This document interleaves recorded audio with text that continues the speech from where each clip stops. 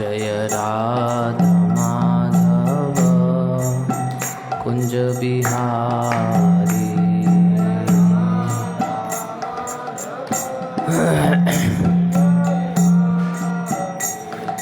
गोपी जन वल्लभ गिरिवरधारी।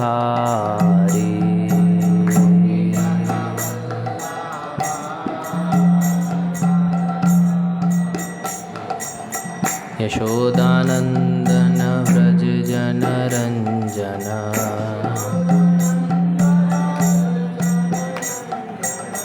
यशोदानंदन व्रज जन रंजन।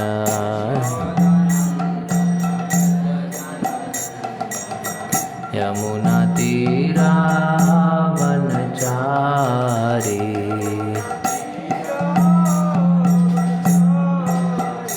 यमुना तीरा वनचारी।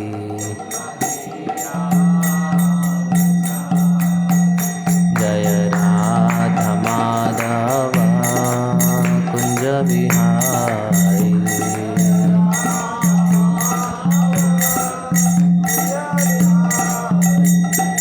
हरे कृष्णा कृष्णा कृष्णा हरे हरे, हरे राम राम राम हरे हरे।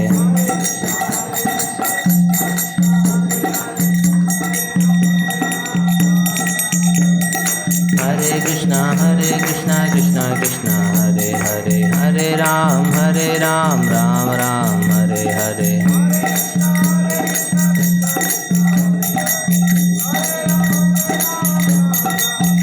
जय राधा गोविंद राधा गोविंद, राधा गोविंद राधे।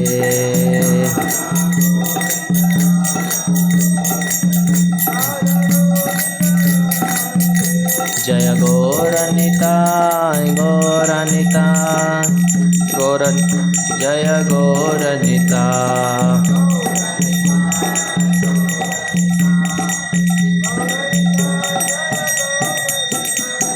जय प्रभुपाद प्रभुपाद प्रभुपाद प्रभुपाद।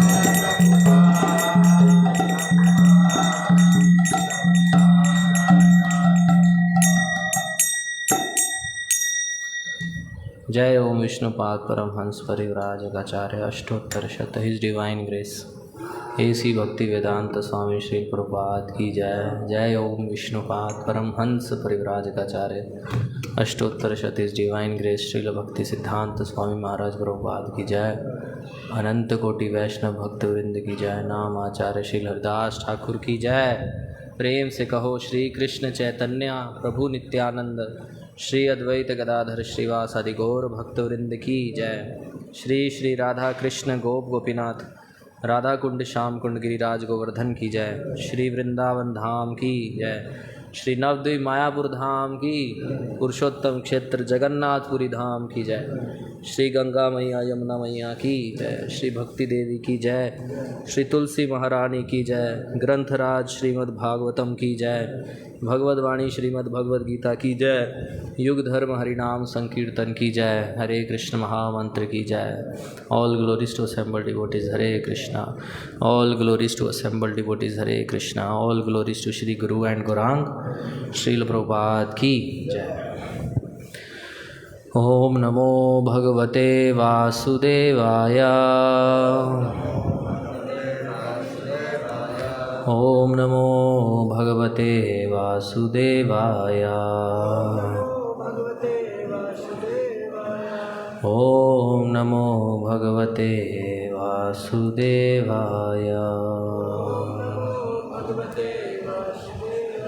नारायणं नमस्कृत्य नरं चैव नरोत्तमं देवीं सरस्वतीं व्यासं ततो जयम् उदीरयेत्। नष्टप्रायेषु अभद्रेषु नित्यं भागवत सेवया भगवतीरुत्तमश्लोके भक्तिर्भवति नैष्ठिकी। कृष्णाय वासुदेवाय देवकी नंदनाय च नंदगोपकुमाराय गोविंदाय नमो नमः।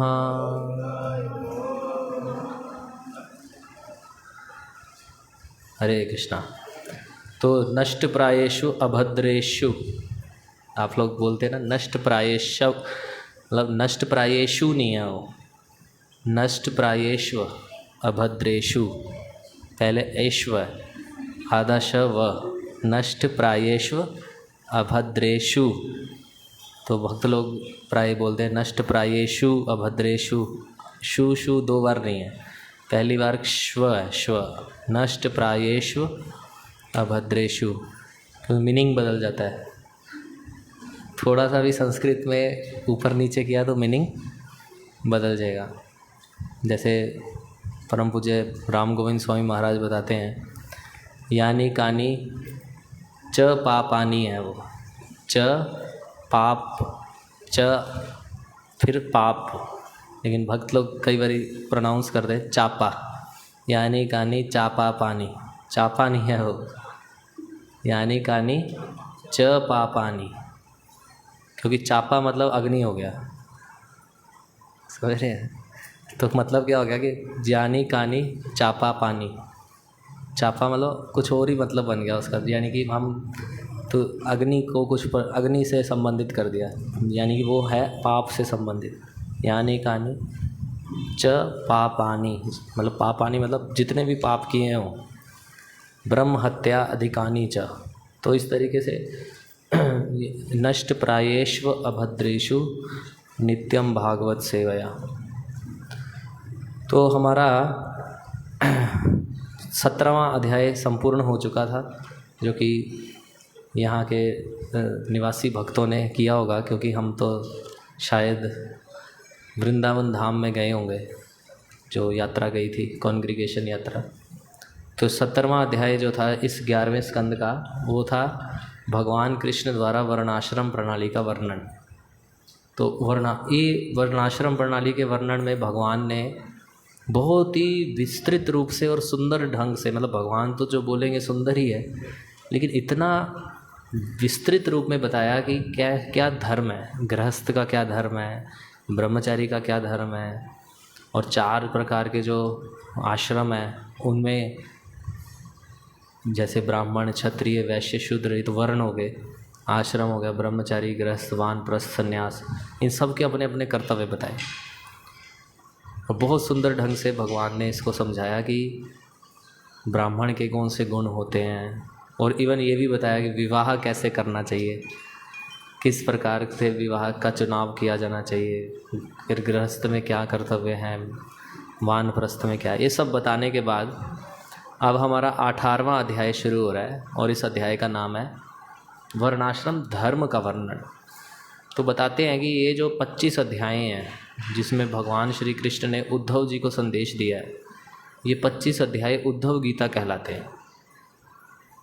और ये इतने महत्वपूर्ण अध्याय हैं कि इसमें भगवान श्री कृष्ण ने जो अर्जुन को बताया सेम वही है, बस विस्तृत है, वही चीज़ें आएंगी। आप कई श्लोक तो सेम, 1-2 श्लोक सेम भी होंगे, जैसे ब्राह्मण के गुण जो भगवान ने गीता में बताए वैसे ही यहाँ भी बताए, क्षत्रिय के गुण बताए वैसे ही यहाँ भी बताए, लेकिन इसको थोड़ा एक्सप्लेन किया गया। तो अभी हम लोग इसका भूमिका पढ़ेंगे, आज इस अध्याय के भूमिका को पढ़ेंगे, और फिर आप लोग जो है आज के पहले श्लोक पे हम लोग चर्चा करेंगे। तो भूमिका को बड़े ध्यान से सुनिए।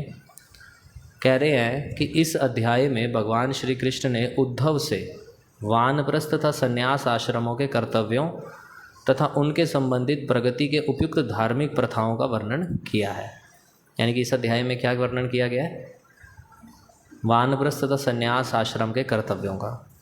जो व्यक्ति वानप्रस्थ स्वीकार करता है उसे अपनी पत्नी को अपने पुत्रों की देखरेख पर घर ही छोड़ जाना चाहिए अथवा अपने साथ लेते जाना चाहिए, और जीवन के तीसरे पन को जंगल में शांत मन से बिताना चाहिए। तीसरा पन मतलब 2 पन हो गए, ब्रह्मचारी गृहस्थ, तीसरा पन मतलब वानप्रस्थ। तो वानप्रस्थ में या तो पत्नी को लेके भी वन में चले जाएं, या फिर पत्नी को बच्चों के पास छोड़ दे और वो जंगल में चला जाए। उसे जंगल में उगने वाले फल कंदमूल आदि खाने चाहिए। कभी आग में पका अन्न खाना चाहिए, तो कभी समय पर पकने वाले फल ग्रहण करने चाहिए। उसे वृक्ष की छाल, तृण, पत्तियां अथवा मृग चर्म के वस्त्र धारण करने चाहिए। उसके लिए अनिवार्य है कि वह बाल, दाढ़ी या नाखून ना काटे और तपस्या करे, जो वानप्रस्थ हो जाएगा। ना ही वह अपने अंगों से धूल हटाने का विशेष प्रयास करे, धूल लग जाए तो उसे हटाने। उसे नित्य 3 बार शीतल जल से स्नान करना चाहिए और भूमि पर सोना चाहिए। ग्रीष्म ऋतु में उसे चारों दिशाओं में आग उगलती भयानक धूप में खड़े रहना चाहिए। वर्षा ऋतु में उसे मूसलाधार वर्षा में खड़े रहना चाहिए और शीत ऋतु में उसे कंठ तक पानी के भीतर डूबे रहना चाहिए। उसे दांत साफ करने, एक समय एकत्र करके दूसरे समय पर खाने के लिए भोजन संग्रह करने और पशु मांस के द्वारा भगवान की पूजा करने का सर्वथा निषेध है। यदि वह अपने शेष जीवन भर इन कठिन अभ्यासों को करता रहे तो उसे तपोलोक प्राप्त हो जाएगा। जीवन का चौथापन संन्यास के निमित्त है। उसे ब्रह्मलोक तक के किसी भी लोक के निवास प्राप्त करने में विरक्ति उत्पन्न कर लेनी चाहिए। भौतिक उत्थान के लिए ऐसी आकांक्षाएं भौतिक धर्म के फल प्राप्त करने की इच्छा के कारण उठती हैं। जब उसे यह ज्ञान हो जाता है कि उच्चतर लोकों में आवास पा लेने से अंततः कष्ट ही प्राप्त होता है, तो उसे यह आदेश है कि वह त्याग की भावना से संन्यास ग्रहण करे। संन्यास की विधि में यज्ञ द्वारा भगवान की पूजा करना, अपने पास की हर वस्तु पुरोहितों को दान में दे देना तथा अपने ही हृदय में विविध यज्ञ अग्नियों को स्थापित करना सम्मिलित है। सन्यासी के लिए स्त्री की संगति या उसका अवलोकन तक विष ग्रहण करने से भी अधिक अवांछित है। आपातकाल के अतिरिक्त सन्यासी को कभी लंगोटा या लंगोटे के ऊपर के आच्छादन के अलावा कुछ भी नहीं पहनना चाहिए। उसे अपने दंड तथा कमंडलों के अतिरिक्त कुछ भी नहीं लिए रहना चाहिए। उसे जीवित प्राणियों के प्रति समस्त हिंसा त्याग कर शरीर, मन तथा वाणी के कार्यों में दमित हो जाना चाहिए। उसे विरक्त होकर और अपने में स्थिर होकर अकेले ही पर्वतों, नदियों तथा जंगलों जैसे शुद्ध स्थानों की यात्रा करनी चाहिए। इस प्रकार कार्य में लगे रहकर उसे भगवान का स्मरण करना चाहिए और उसे ऐसे स्थान में रहना चाहिए जहाँ भय ना हो किंतु जहाँ अधिक लोग ना रहते हों। उसे प्रतिदिन 4 वर्णों के 7 घरों से भिक्षा मांगनी चाहिए, किंतु पतित या शापित लोगों के घर को छोड़ देना चाहिए। उसे शुद्ध हृदय से भगवान को अपने द्वारा एकत्र किया भोजन अर्पित करना चाहिए और महाप्रसादम के रूप में उच्छिष्ट ग्रहण करना चाहिए।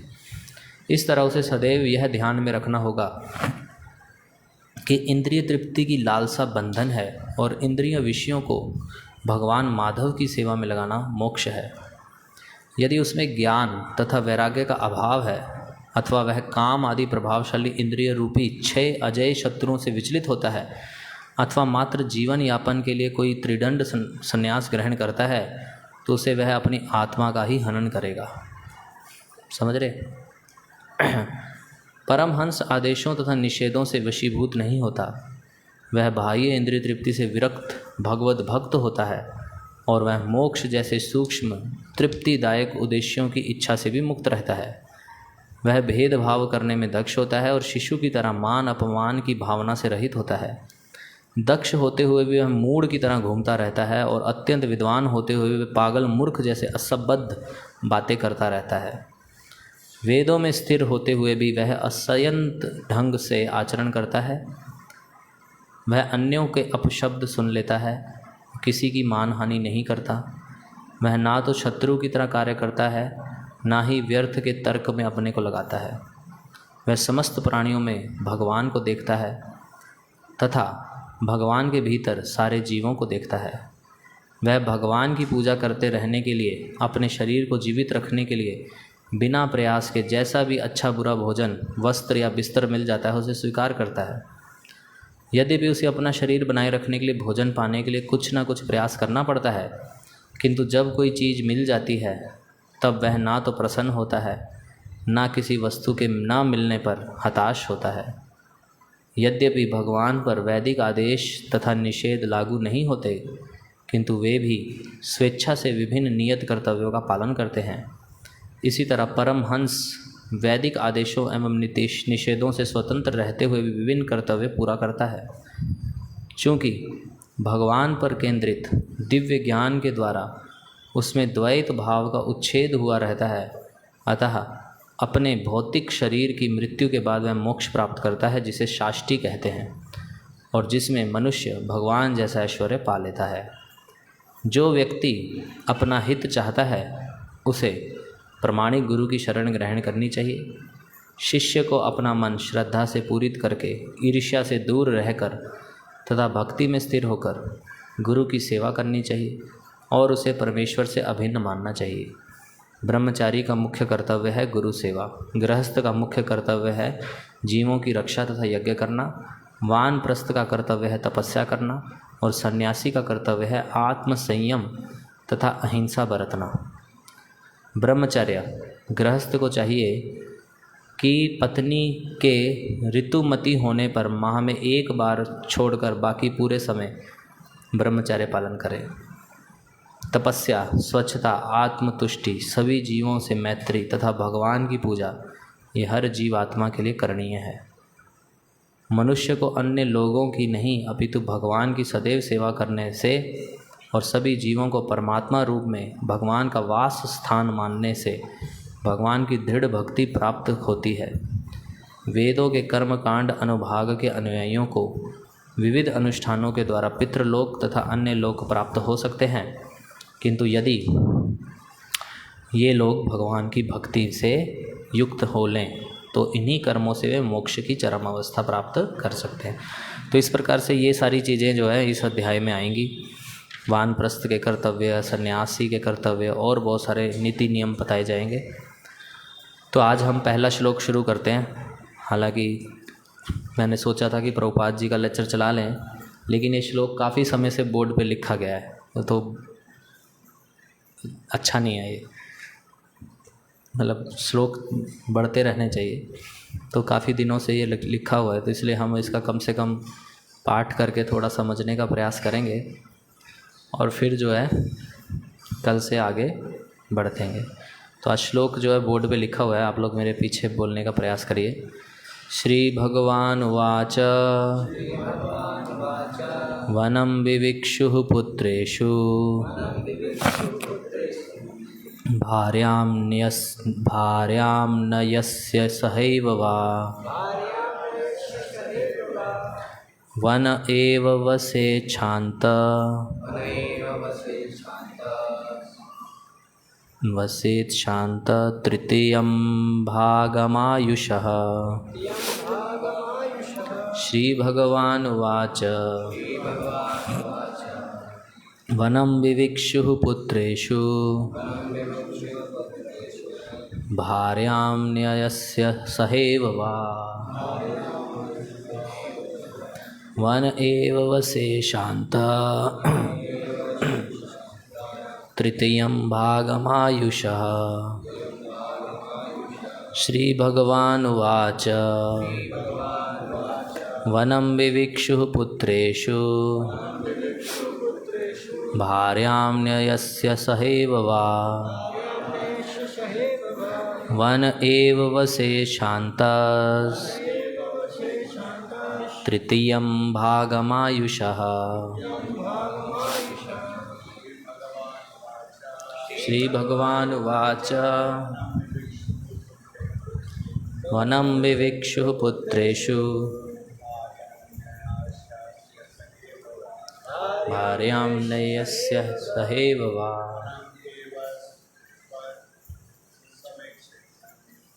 वनमेव वसेच्छान्त तृतीयं भागमायुषः। श्री भगवान उवाच वनं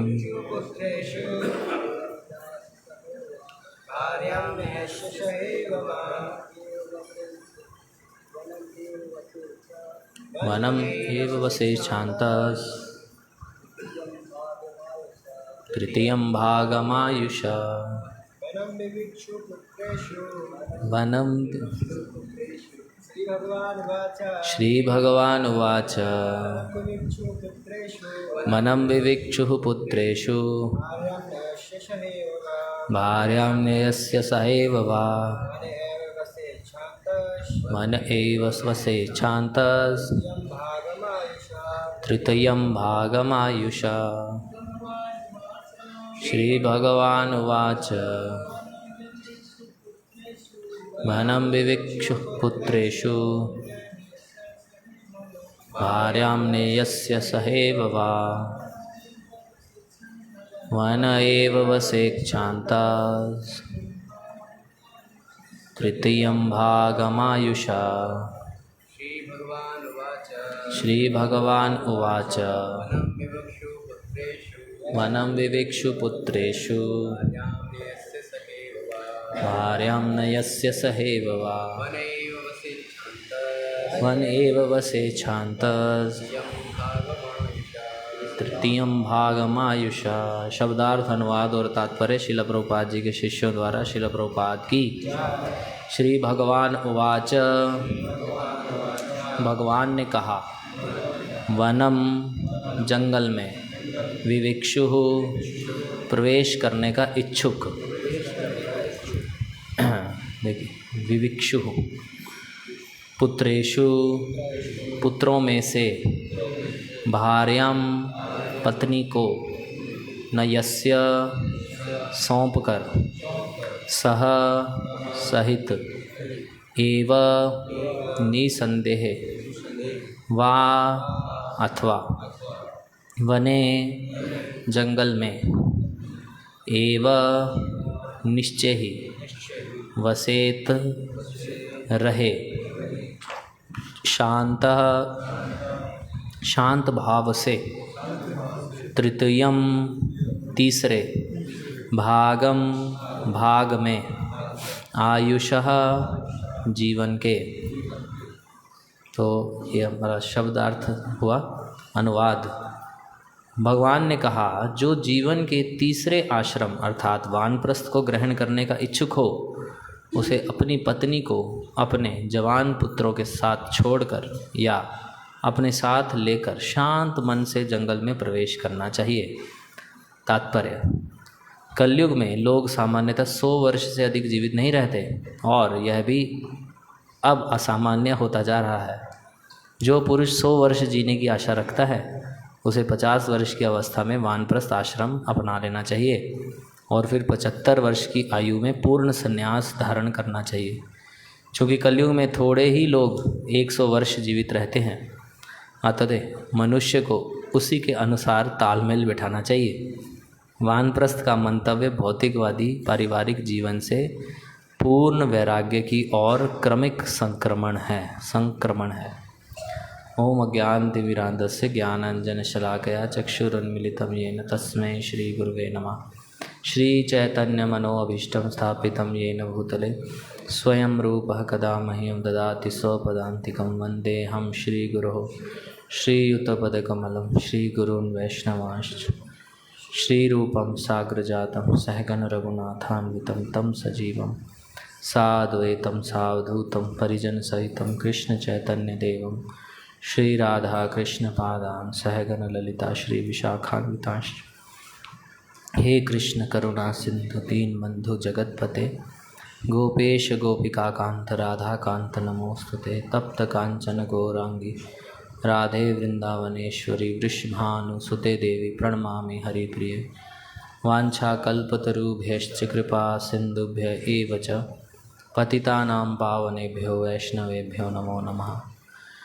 जय श्री कृष्ण चैतन्य प्रभु नित्यानंद श्री अद्वैत गदाधर श्रीवासादि गौर भक्तवृंद। हरे कृष्णा कृष्णा कृष्णा हरे हरे, हरे राम राम राम हरे हरे। तो ये अब अध्याय शुरू हो जाएगा, वर्णाश्रम धर्म का वर्णन।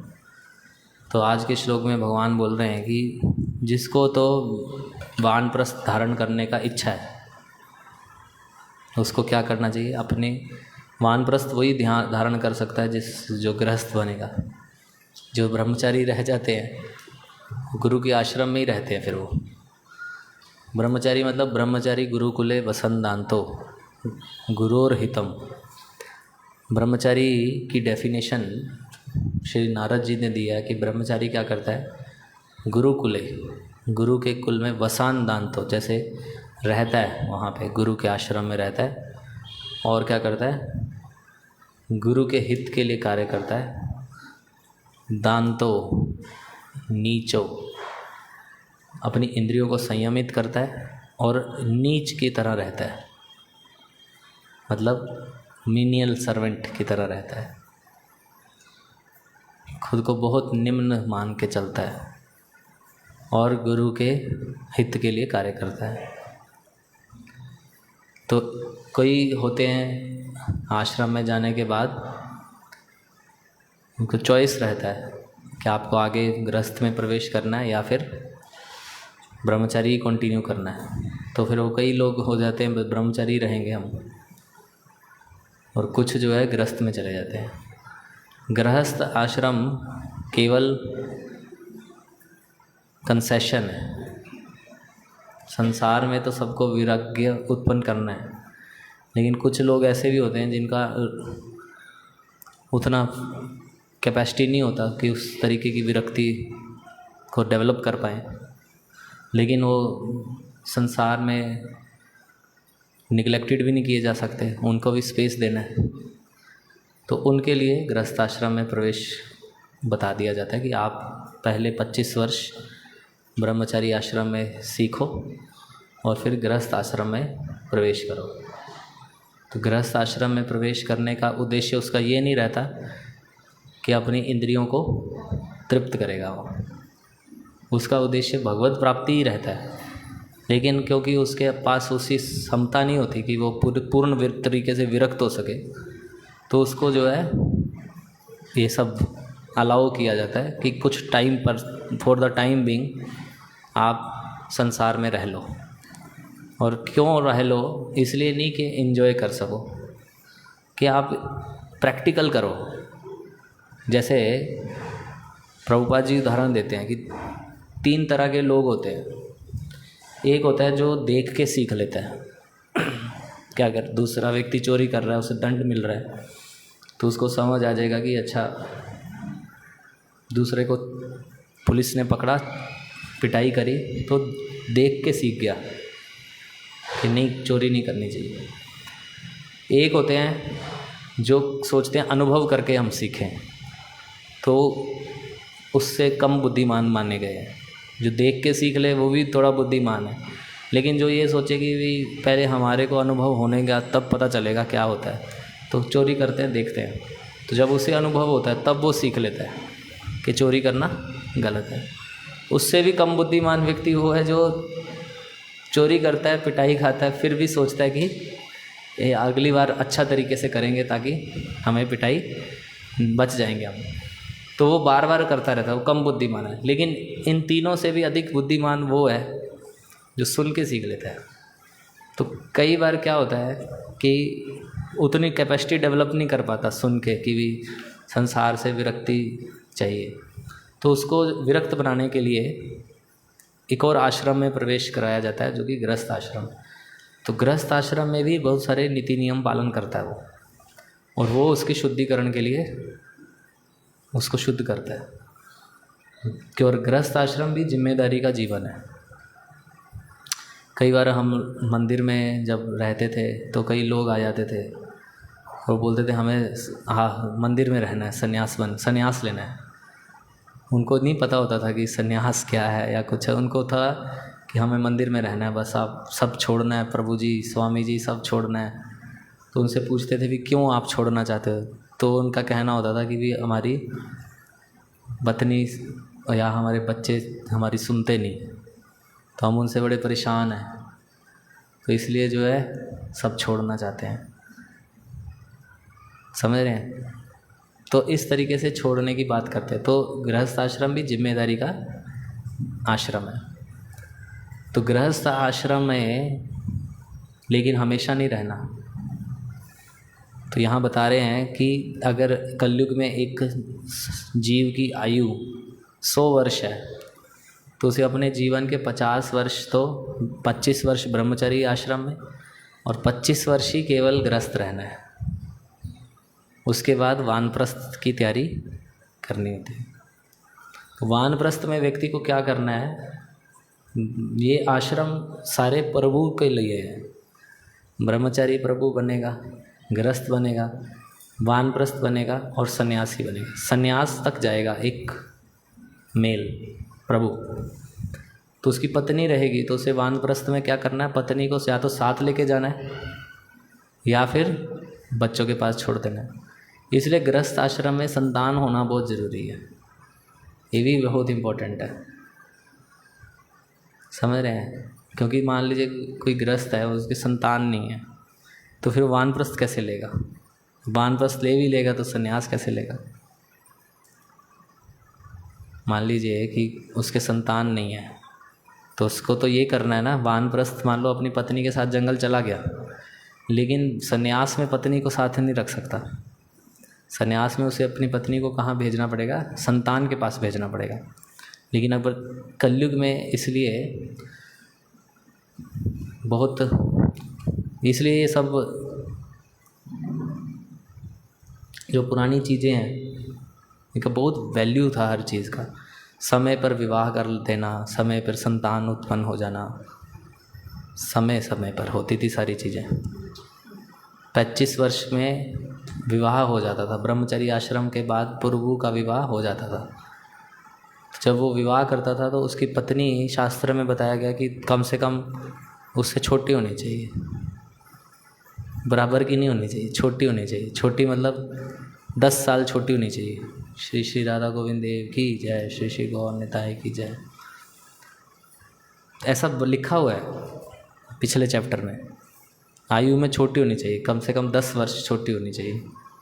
तो 10 वर्ष छोटी होती तो उसके जब संतान होती है, जब तक ये बड़ा होता था संतान भी 20 साल की हो जाती थी। तो मतलब समझ रहे हैं, संतान वो हो जाती थी कमान, मतलब वो भी संसार में कमाने धमाने टाइप का कैपेबल हो जाते थे। अभी आजकल शादियां होती हैं लेट,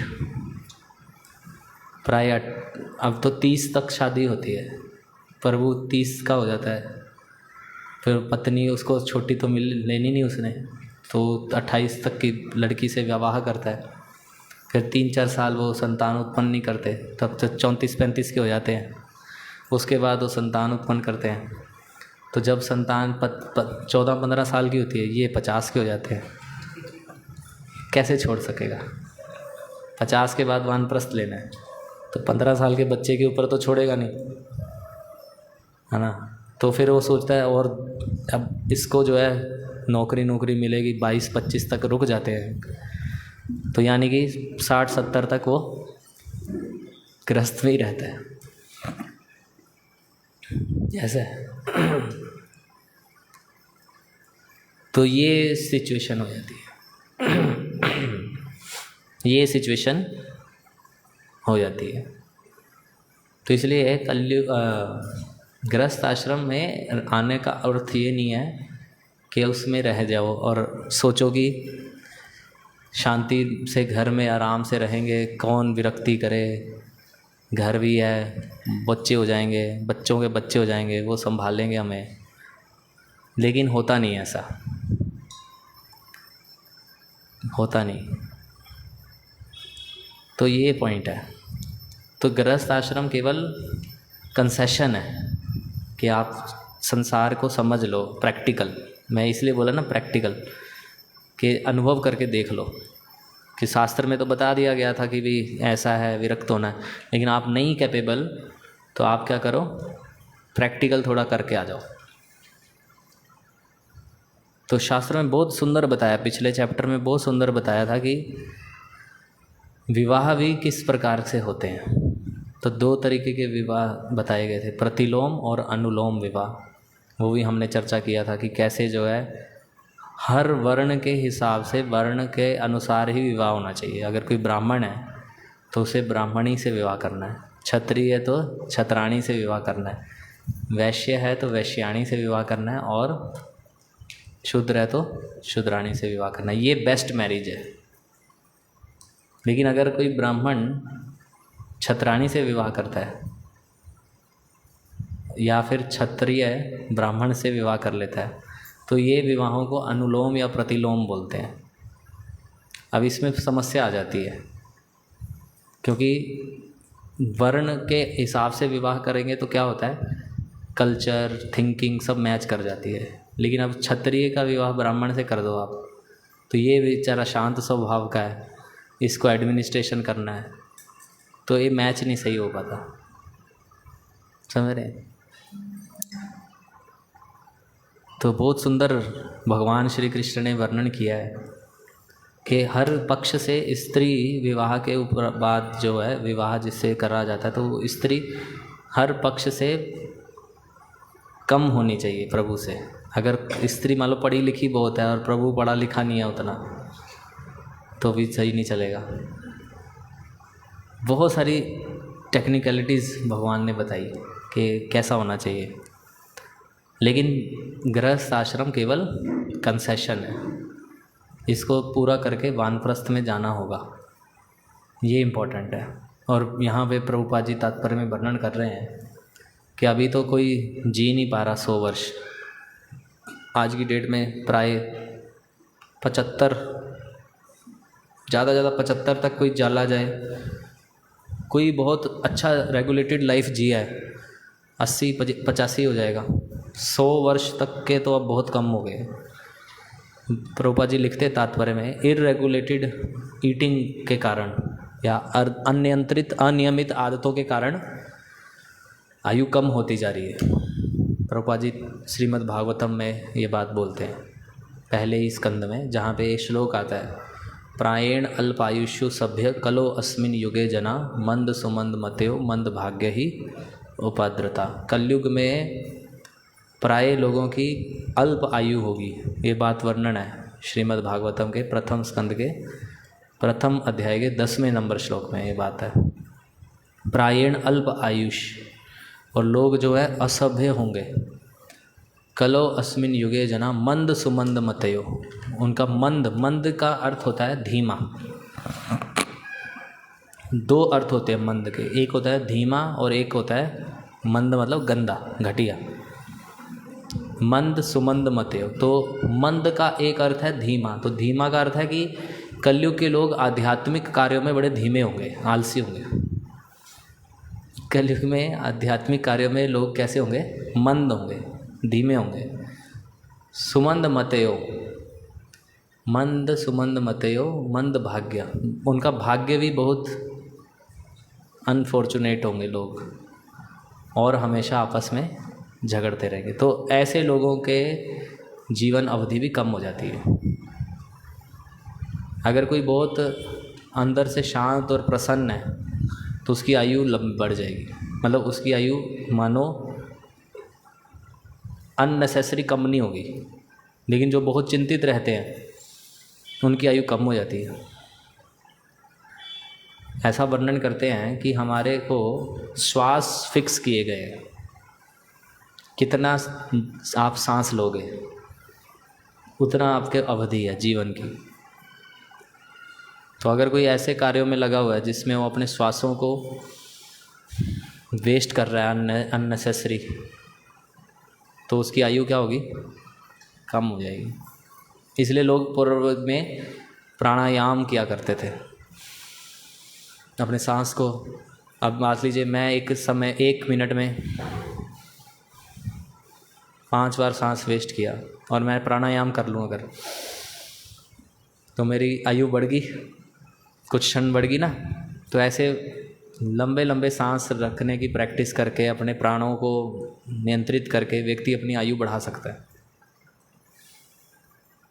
लेकिन अगर हम कुछ भी नहीं कर रहे और सांस हमारे छोटे छोटे हैं, एक बार एक स्वामी जी के पास में गया तो वो स्वामी जी बोले, अब आप लोग सांस लो, जरा भरो सांस, एक बार फिर से भरिए, सांस भरना है आपको, ठीक है, चलिए।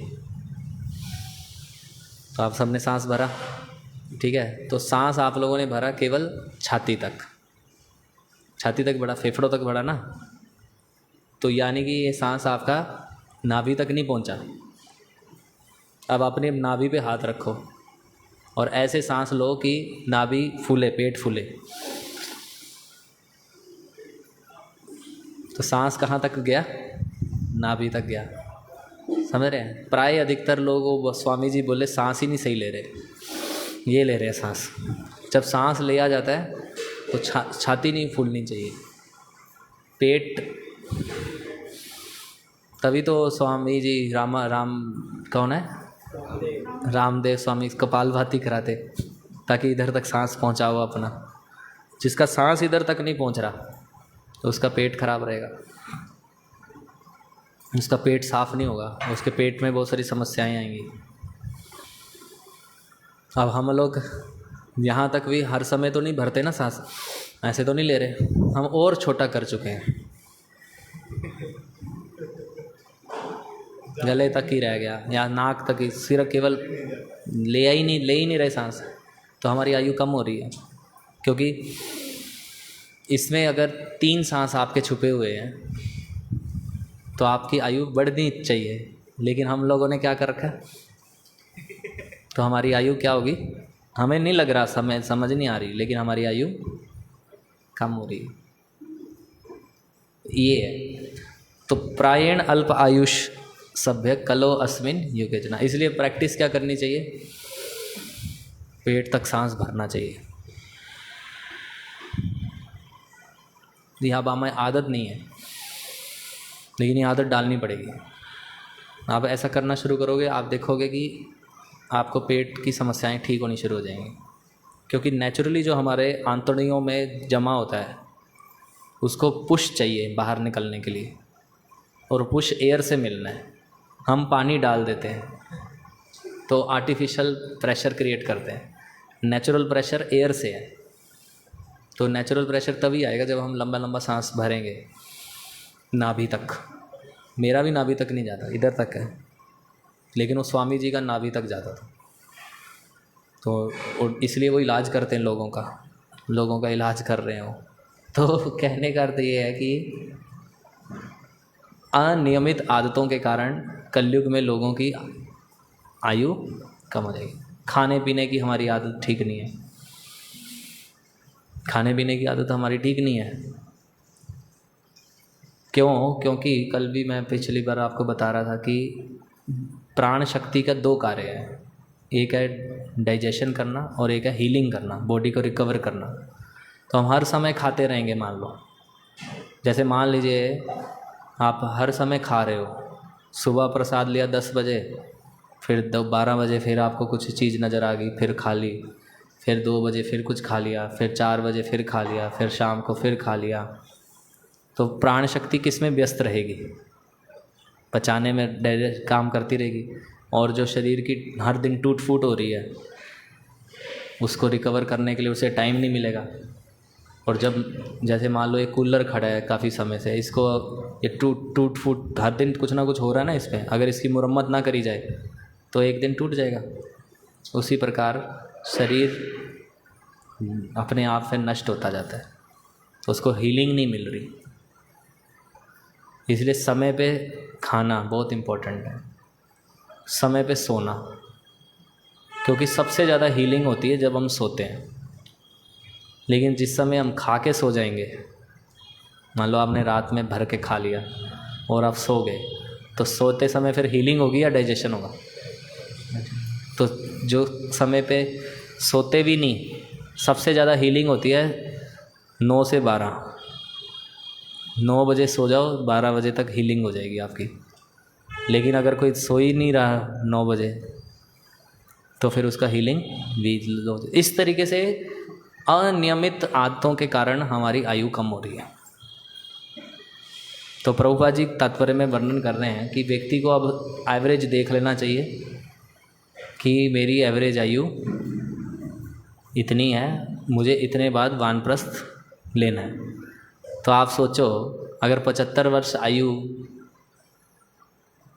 एवरेज है तो ब्रह्मचारी आश्रम कब ज्वाइन होना चाहिए था उसका, मतलब कब तक चलना चाहिए? लगभग 18 वर्ष तक उसे ब्रह्मचारी रहना चाहिए। फिर 18 से 36 ही केवल गृहस्थ रहना चाहिए। तो वो शादी 30 में करेगा तो 6 साल कैसे गृहस्थ रहेगा?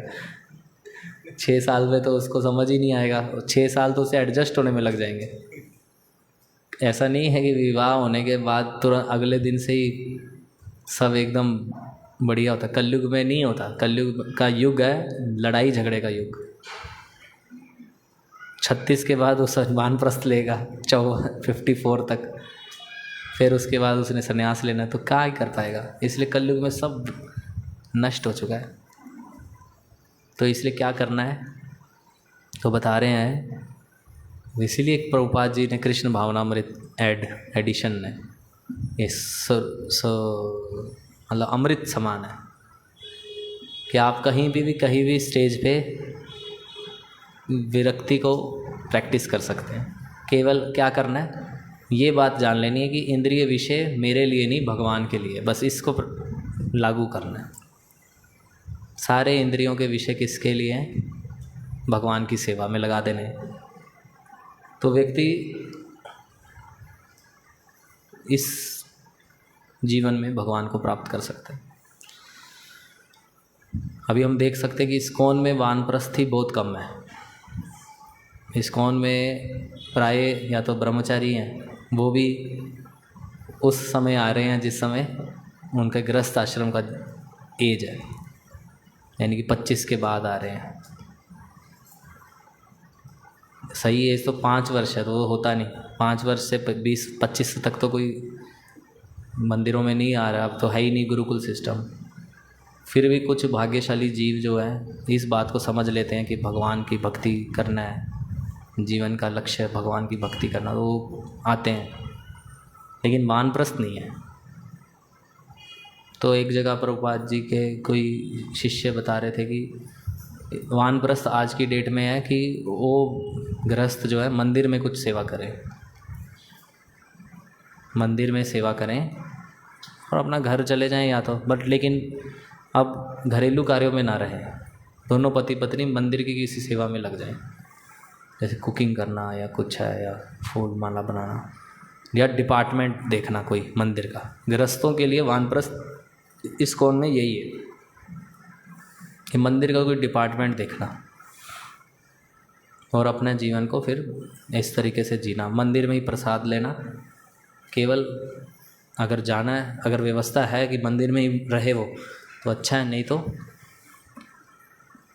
मंदिर में रह नहीं सकते ना। मंदिर में उनके लिए सेपरेट स्पेस क्रिएट करना पड़ेगा। पति पत्नी वानप्रस्थ हो जाएं तो उनको अभी के इस कल्चर में केवल डिपार्टमेंट का देखना है और वापस घर जाना है। समझ रहे हैं? जंगल तो नहीं है ना, जंगल वाला सीन नहीं है, क्योंकि यहाँ तो सब प्रकार के लोग रहेंगे। तो इस तरीके से ये समझना हमें कि हमें अपनी आदतों को नियमित करना होगा ताकि इसके प्रभाव में हम ना आए कि हमारी आयु क्यों कम नहीं होनी चाहिए। इसलिए नहीं कि हमें अधिक जीना है, क्यों? इसलिए क्योंकि हमें भगवान की सेवा करनी है। इसलिए हमें स्वस्थ रहना जरूर हमारी जिम्मेदारी है। सही से खाना, सही से सोना, ये हमारी अपनी जिम्मेदारी है, क्योंकि हमें भगवान की सेवा करनी है। एक बार जंगल में आग लग गई जब भगवान कृष्ण के ग्वाल बाल, कौन सा असुर, प्रलंबासुर का वध होने के बाद दावाग्नि लग गई। तो उस समय सारे ग्वाल बाल कृष्ण से प्रार्थना करने लगे, अपनी ऐसा प्रार्थना करने लगे हमें बचाओ। तो वहाँ वे बताते हैं आचार्य कि ग्वाल बाल ज़रूर प्रार्थना कर रहे हैं कि हमें बचाओ, लेकिन उन्हें अपने जीवन की उतनी चिंता नहीं है। उन्हें चिंता ये है कि अगर हमें कुछ हो गया तो कृष्ण की सेवा की अपॉर्चुनिटी चली जाएगी। इसलिए हमारे जिम्मेदारी अपने आप को स्वस्थ रखना या सब कुछ क्यों है, क्योंकि हम इससे कृष्ण की सेवा कर सकते हैं। तो ये सारे पॉइंट्स हैं जिनके ऊपर हमें अभी आगे और भी चर्चा हम करेंगे। तो फ़िलहाल के लिए एक पॉइंट जिससे हम होप ले सकते हैं ऐसे समय में भी, वो ये है आयुर्हर्ता वै पुंसाम। ऐसा एक श्लोक आता है भागवतम में कि जैसे सूर्य उदित होता है और अस्त होता है तो हमारी आयु हर लेता है, लेकिन जिस समय हम भगवान की कथा में होते हैं उन क्षणों को सूर्य नहीं ले सकता। यानी कि ये भी एक लॉन्ग आयु प्राप्त करने का मतलब माध्यम है कि सदैव कथा में रहो, क्योंकि कथा में रहने से क्या होगा, सूर्य हमारी आयु को छीन नहीं कर पाएगा। तो कृष्ण भावना भावित होना असली जीवन है, वही रियल लाइफ है। तो इसलिए हमारे को आगे जब हम पढ़ेंगे तो और भी चीज़ें हमें पता चलेंगी कि कैसे अच्छे से आश्रमों में रहते हुए अपने को आगे बढ़ाना है, प्रगति करना है और भगवत प्राप्ति करना है। ये सब चीज़ें हम आगे और भी चर्चा करेंगे। यहाँ पे अभी हम रुकते हैं। हरे कृष्णा। ग्रंथराज श्रीमद् भागवतम की। किसी का कोई प्रश्न है या टीका टिप्पणी है?